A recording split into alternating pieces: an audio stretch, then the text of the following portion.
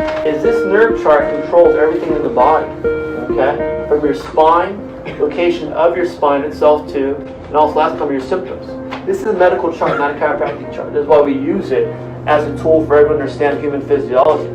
From your spine location, at that point, for example, talk about, on the second part here, the sheet, talks about how it affects exercise, controls muscle control. Okay, so number one is exercise. The effects on health. Number one, exercise. Okay.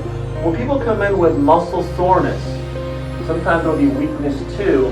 That's nerve controlling this in the area. So let's go from here. C6. Go down your paper here. C6. Location of neck muscles, shoulders, and tonsils. And causes stiff neck, upper arm pain, tonsillitis, whooping cough, and croup. You know what croup is? Anyone had croup before?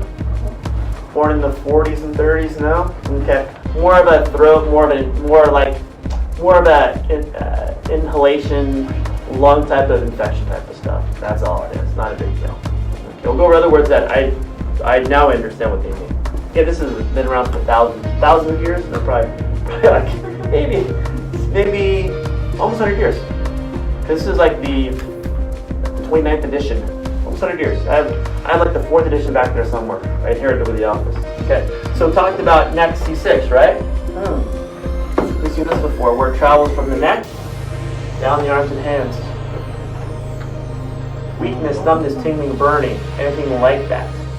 So that area controls muscle control. Someone comes in and go, yeah, my shoulder's always tight, it's always sore, I can't lift my shoulders, really weak. My hand's always weak. My grip strength is minimal. That's what for us. Okay, what's going on in your neck from that spinal condition to cause those problems to happen? Okay, any questions about that?